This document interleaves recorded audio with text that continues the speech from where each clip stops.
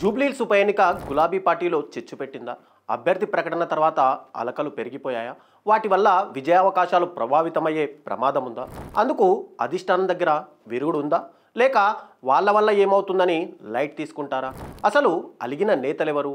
Party bypoll వ్యూహం ఏంటి? జూబ్లీహిల్స్ ఉప ఎన్నిక నియోజకవర్గ బీఆర్ఎస్లో అసంతృప్తులకు ఆజ్యం పోస్తుందట. సిట్టింగ్ సీటును తిరిగి నిలబెట్టుకోవాలన్న టార్గెట్తో ఇప్పటికే డివిజన్ల వారీగా ఎమ్మెల్యే ఎమ్మెల్సీలను బీఆర్ఎస్ పార్టీ ఇన్ఛార్జీలుగా పెట్టింది.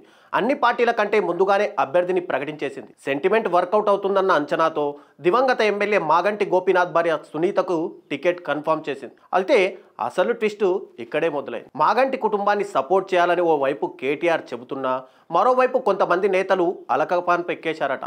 ఈ ఉప ఎన్నికల్లో ఎలాగైనా పోటీ చేయాలనుకుని టికెట్ ఆశించిన వాళ్ళు ఇక టికెట్ రాదని తెలిసాక డివిజన్ మీటింగ్స్లో కూడా కనిపించడం లేదని బీఆర్ఎస్ వర్గాలు చెప్పుకుంటున్నాయి.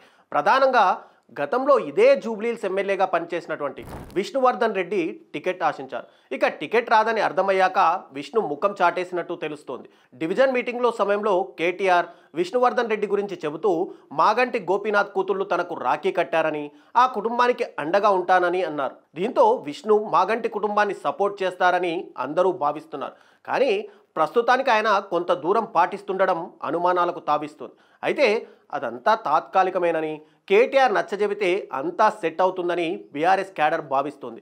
మాగంటి మరణం తర్వాత రావుల శ్రీధర్ రెడ్డి కూడా ఇక్కడ టికెట్ ఆశించారు.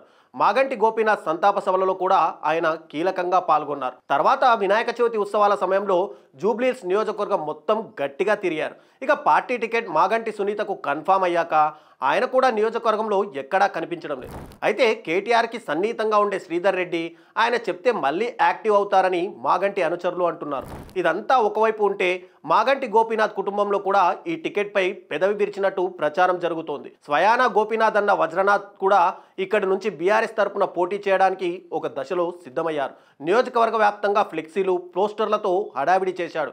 ఆ తర్వాత మాగంటి సునీతకు టికెట్ రావడంతో ఆయన కూడా అలిగినట్టు ప్రచారం జరుగుతుంది. ఈ పరిస్థితుల్లో తెలంగాణ భవన్లో కేటీఆర్ని కలిసిన వజ్రనాథ్ సునీతకు సపోర్ట్ చేస్తారని భావిస్తోంది క్యాడర్.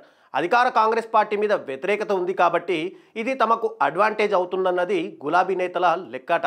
గెలుపు గ్యారంటీ ఉంది కాబట్టి తమ పార్టీ అభ్యర్థిత్వం కోసం పోటీలు పడుతున్నట్టు చెబుతున్నారు. అందరికంటే ముందుగా అభ్యర్థిని ప్రకటించేసిన బీఆర్ఎస్ అధిష్టానం ఈ అలకల వ్యవహారాలను కూడా త్వరలోనే సెట్ చేస్తుందని ఆ పార్టీ నాయకులు అంటున్నారు. అయితే వాళ్ళలో ఎంతమంది పూర్తిగా ట్రాక్లోకి వచ్చి పార్టీ అభ్యర్థికి సపోర్ట్ చేస్తారన్నది వెయిట్ చేసి చూడాల్సిందే.